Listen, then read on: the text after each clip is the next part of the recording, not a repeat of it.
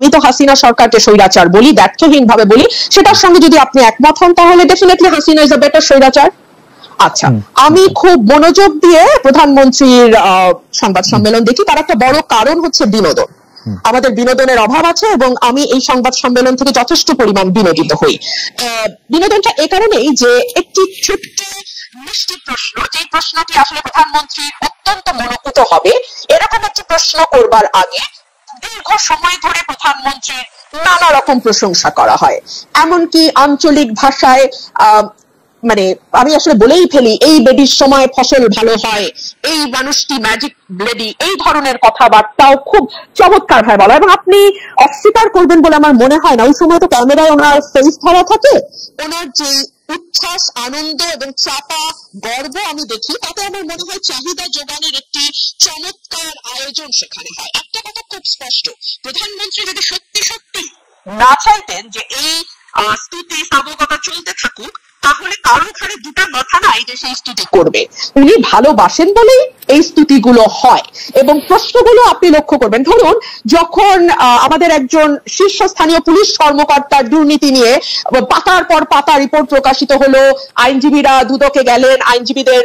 মানে বিষয় আমলে নিয়ে দুদক তদন্তেও নামলো, প্রধানমন্ত্রীকে নিয়ে তো এই প্রশ্ন করাই যেত। কেন করা যেত আপনি প্রশ্ন করতে পারেন, যেটা তো আসলে প্রধানমন্ত্রীর দায়িত্ব না, এটা দুদকের দায়িত্ব, পুলিশ আইন শৃঙ্খলা রক্ষাকারী বাহিনীর দায়িত্ব, উনি কেন এটার মধ্যে কথা বলবেন? এই কারণে এই যে বাংলাদেশের প্রধানমন্ত্রী যেহেতু মশা মারার কৃতিত্ব থেকে শুরু করে মানুষ হত্যার বিচার পর্যন্ত সকল কিছুই, আপনি এত চমৎকার বলেন, আসলে শুনতে ইচ্ছা করে, কিন্তু একটা প্রশ্ন না করে পারছি না। আপনার কাছে কি মনে হয় যে আপনি উচ্চ পর্যায়ের পুলিশ কর্মকর্তা যাকে বলছেন তিনি আসলে অবসরপ্রাপ্ত কর্মকর্তা এবং তার কেস যে দুদকে নেওয়া হয়েছে সেটা প্রধানমন্ত্রী জানার বা এপ্রুভালের বাইরে, এইটা আপনি মনে করতেছেন? না, তার জানার বা অ্যাপ্রুভালের বাইরে না, কিন্তু তিনি জেনেছেন এবং অ্যাপ্রুভ করতে বাধ্য হয়েছেন। কারণ এইটুকু আইওয়াশ না দিলে না না না এখনো চোখের পর্দা কিছুটা আছে, ওই পর্দা। তবে উনি মানে পুলিশ কর্মকর্তার কথা বলছি, উনি কতটা খোলা হাতে বের হতে পারবেন সেটা একটা প্রশ্ন। ধরুন বেসিক ব্যাংকের বাচ্চু শেখ আব্দুল হাই বাচ্চু, না নামের আগে শেখ ছিল না, আমি জানতাম না, ফরাসউদ্দিন সাহেব যেহেতু দুদিন আগে সেটা খোলাসা করেছেন, সেটা অবশ্য আপনাদের রিপোর্টারদের একটা ফোরামেই তিনি খোলাসা করেছেন, সেখানে তিনি স্পষ্ট করেছেন নামের আগে শেখ ছিল না, এখন শেখ যুক্ত হয়েছে। আচ্ছা, আব্দুল হাই বাচ্চুকে নিয়ে কিন্তু আচ্ছা কোনো ব্যক্তি বাদ দেন, বাংলাদেশের মন্দরিনের পরিমাণ 4.5 লক্ষ কোটি টাকার উপরে, এটা আমরা বলছি না, অর্থনীতিবিদরা বলছেন। এই মন্দরিন তাদের কারণে হয়েছে, তাদের সুবিধা দিতে হয়েছে, আমরা বাংলাদেশে যারা আছি সবাই জানি। আচ্ছা, ধরুন একজন ঋণ খেলাপি, তিনি মাত্র 2% ডাউন পেমেন্ট দিয়ে তার ঋণটি রেগুলার করে ফেলতে পারবেন। অথবা ধরুন একজন ব্যাংকের পরিচালক যার আগে মেয়াদ ছিল 3 বছর, সেটা এখন বাড়িয়ে 9 বছর ছিল, প্রথমে পার্লামেন্ট এসেছিল 9 বছরের দাবি নিয়ে, সেটা আবার অটো কেউ দাবি না করতে 12 বছর করে ফেলা হয়েছে। এইগুলো নিয়ে কি ওনাকে প্রশ্ন করা যায়? আজ পর্যন্ত কোনো সাংবাদিককে প্রশ্ন করতে দেখেছি? আচ্ছা, আমি আপনাকে একটু বলতেই চাই, একটু বলি যে আসলে প্রধানমন্ত্রী শেখ হাসিনাকে এই বিষয়ে স্পেসিফিকলি প্রশ্ন করা হয়েছে, তিনি এটা নিয়ে উত্তর দিচ্ছেন যে সাংবাদিকদের তিনি আহ্বান জানাইছেন যে আপনারা আমাকে তালিকা দেন কার কার কার কার কার কার ব্যাপারে আপনারা কি জানতে পারছেন, আমি চেষ্টা করতেছি, এবং এই প্রশ্ন করা হয়েছে, আমি শুনছি। তাহলে আমার উত্তর হবে কতটা এড়ানো। আপনারা যেটা বলছিলেন যে এত স্পেসিফিক উত্তর কেউ কি দেয় বা প্রশ্ন এড়িয়ে যায়, এর চেয়ে সুন্দর এড়ানো আর কি হতে পারে? তালিকা দেওয়া কি সাংবাদিকের দায়িত্ব? দুদক কি করে? এসবি, ডিবি, এনএসআই, ডিজিএফআই, তারপরে আপনার কি বলে, সরি এনএসআই, ডিজিএফআই তো দায়িত্ব না, বাংলাদেশ ফাইন্যান্সিয়াল ইন্টেলিজেন্স ইউনিট তারা কি করে? বাংলাদেশ ব্যাংক কি করে? এটা দেখার দায়িত্ব কি সাংবাদিকের? এই উত্তরটা দেওয়ার মানে কি জানেন? ইটস আ ক্লিয়ার মেসেজ, দ্বিতীয় দিন আর এই প্রশ্ন করবেন না। ঠিক যেমন সংসদে দাঁড়িয়ে আমি যখন বাংলাদেশের অর্থনীতির দুরবস্থা নিয়ে এবং টাকা পাচার নিয়ে কথা বলেছিলাম, তখন বাংলাদেশের সাবেক অর্থমন্ত্রী আহম মোস্তফা কামাল বলেছিল আপনারা কি করেন বিরোধী দল, আপনারা তালিকা দিতে পারেন না, বিরোধী দলের তালিকা দেওয়া কি বিরোধী দলের কাজ? তখন আমি বলতে বাধ্য হয়েছিলাম আপনার পাশে যে ফরেন মিনিস্টার বসে আছে তার কাছে তালিকা আছে বলে তিনি স্বীকার করেছেন, কয়েকজনের নাম মানে কয়েকজনের তথ্য তিনি জানেন, অর্থাৎ তার কাছ থেকে তালিকা নিয়ে বিসমিল্লাহটা করেন। জি, ইন্টারেস্টিং পয়েন্ট। আপনি বিএনপির কথা তিনি হয়তো বলেছেন যে তারা আসলে নির্বাচনে কেন আসবে, তাদের নির্বাচনে কে, মানে নির্বাচনে যদি তারা আসেন কে হবেন তাদের পরবর্তী নেতা, এটা তো একটা বিরাট কথা, এটা আগে ঠিক করে তারপরে নির্বাচনে আসতে হবে, তা নাইলে তো তারা যে কোনো ছোট মাথায় নির্বাচন বর্জন করবেনি। দেখলাম চ্যানেল 1 বন্ধ হয়ে যেতে দেখলাম, দিগন্ত টেলিভিশন বন্ধ হয়ে যেতে দেখলাম, আরো কিছু কিছু চ্যানেল আমার স্পষ্ট মনে পড়ছে না, নিউজ বাংলাদেশ থেকে দেখা যায় না। দেখুন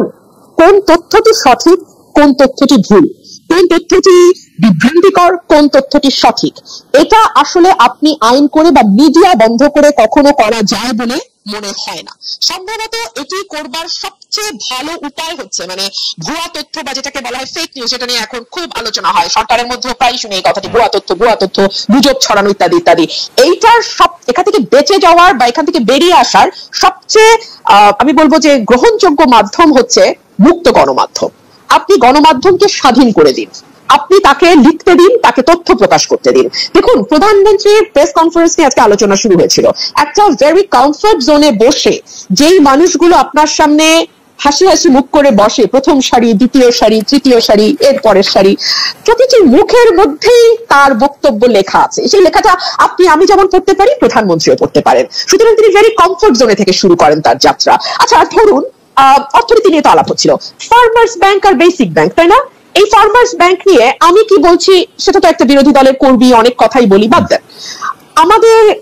সাবেক অর্থমন্ত্রী আবুল মাল আব্দুল মুহিত বলেছিলেন আজকে একটা ব্যাংকেই গিলে ফেলা হচ্ছে এবং এই ব্যাংকটা করাই হয়েছে লুটপাটের উদ্দেশ্যে। এই ফার্মার্স ব্যাংক, মহিউদ্দিন খান আলমগীর ঠিকই একটা চুলো ধরা পড়েনি, তো সেটা নিয়ে কি কোনোদিন ভুলেও কোনো সাংবাদিক প্রধানমন্ত্রীকে প্রশ্ন করা তো দূরেই থাক, কোন রকম কোনো আলোচনা আশপাশ দিয়ে কথা না কিচ্ছু হয়নি তো? কিংবা ধরুন অনেক রকম উন্নয়নের যে এত বয়ান, হ্যাঁ, এত মানে রোল মডেল হয়েছি আমরা, আমাদের ঘর থেকে বেরোলেই এখন শুধু উন্নয়ন আর উন্নয়ন, এত কথা বলা হয় উন্নয়ন নিয়ে, মাথা পিছু আয় নিয়ে গর্ব করা হয় ইত্যাদি ইত্যাদি। প্রধানমন্ত্রীকে কি একবারও প্রশ্ন করা হয়েছে?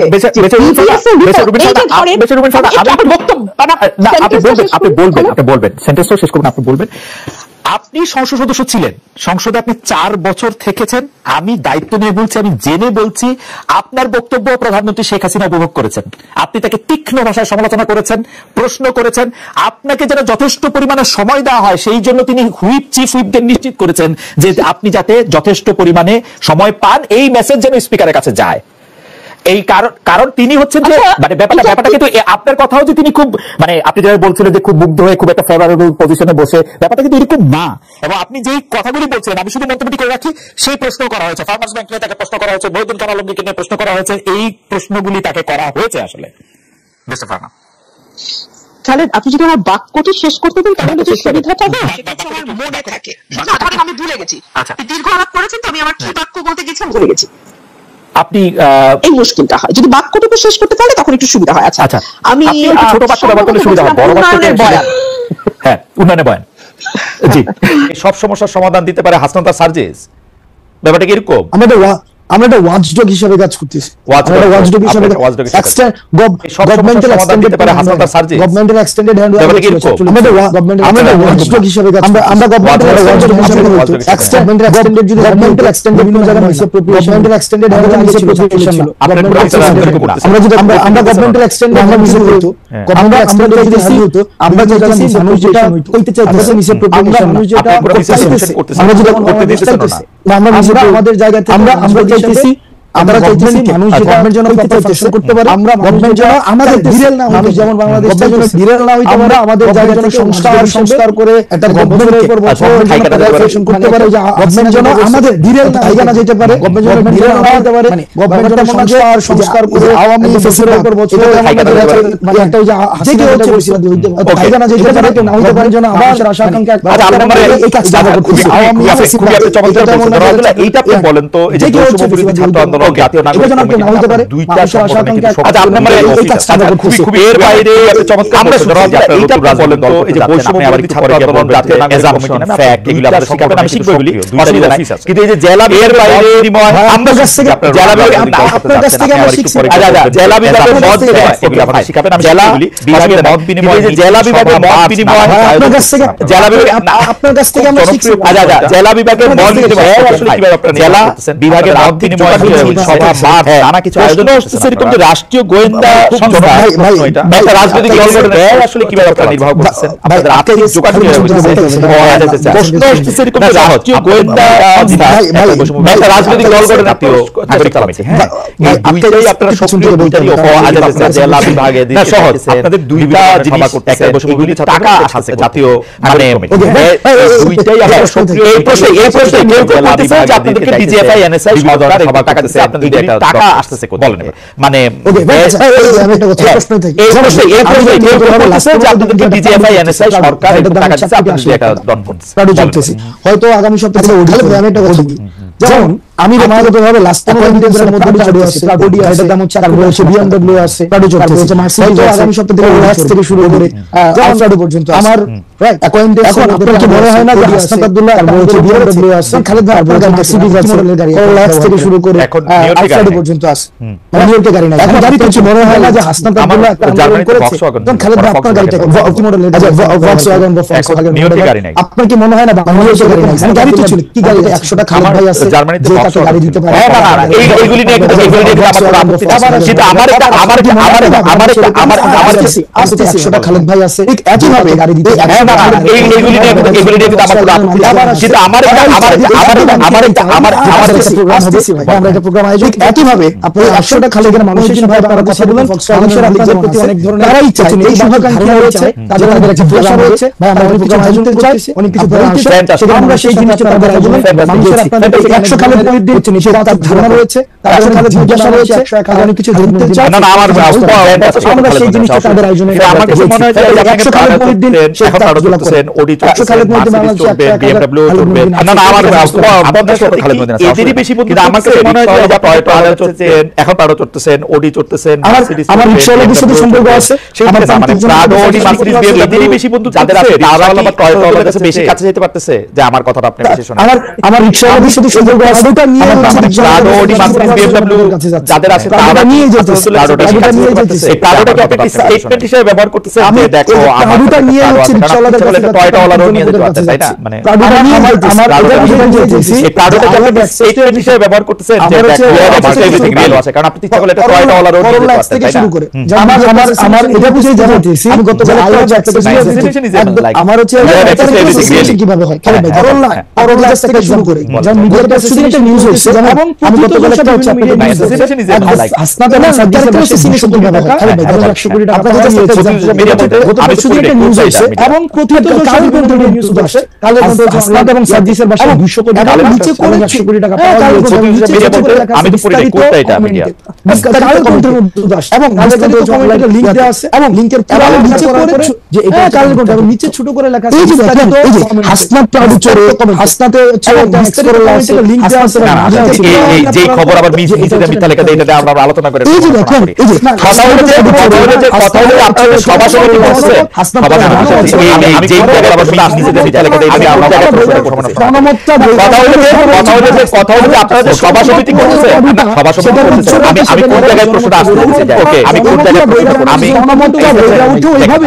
হাসনাত প্রাডো চলতেছে ওকে আমার দুইটা বন্ধু আছে সেটার উচ্চতা কি গাড়ি আছে এর একটা টয়টা গাড়ি আছে আরেকটা খালাতো বন্ধু আছে এইটা ধরেন আরো একটা ছোট গাড়ি আছে আমি যে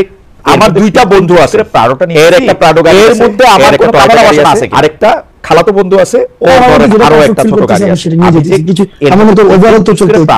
হয় মাঝে মাঝে এর মধ্যে আমার মানে ক্যামেরা বাসা আছে আপনি ইউ আর কমফোর্টেবল এইটা আমি কেন কিছু জানবো ওভারঅল বলি তারা কি এই মানে যেটা আপনি কথা আপনি ইউ আর কমফোর্টেবল মানে এইটা আমি কেন কিছু জানবো বলি তারা কিছু এই বন্ধুত্বের বিনিময়ে আশা না করে আপনি যারা আপনার সাথে এই বন্ধুত্ব দেখা করতেছে তারা ইংরেজিতে আশা কথা বলতে হয় আপনি কি কখনো দেখছেন যে কেউ আপনার যে হাসিনার বিরুদ্ধে যারা আন্দোলন যারা আপনার সাথে বন্ধুত্বটা করতেছে তারা আপনাকে কিছু আশা করতেছে না এই টাকা হচ্ছে মানুষের জন্য যদি দেশে পোলাপাইন না থাকে আমি আপনার যে কি করব এই যে হাসিনার বিরুদ্ধে যারা আন্দোলন আসছিল মানুষের মানুষের রাস্তা আছে এই টাকা কোন চাই না কোন টাকা হচ্ছে মানুষের জন্য যদি দেশে পোলাপাইন না থাকে আমি টাকা দিয়ে কি করব তো মানুষের তো আছে মানুষ আছে টাকা আপনারা ওই মানুষগুলো ঠিক আছে আমি এটা বুঝছি টাকা আপনারা কোনো পলিটিক্যাল পার্টিগুলি যেমন করে চাঁদা দেয় বা দেয় না তারপর মানুষ আছে টাকা আপনারা টাকা আছে ঠিক আছে এগুলো ঠিক আছে আমি এটা বুঝতে পারছি না এটা তো শুধু টাকা মুখোমুখি কথা হয় 500 টাকা দিলে আলাদা 500 টাকা দিলে বা দেয় না তারপর টাকা নিয়ে এরকম থাকে আপনারা যখন এগুলোর জন্য টাকা দিচ্ছেন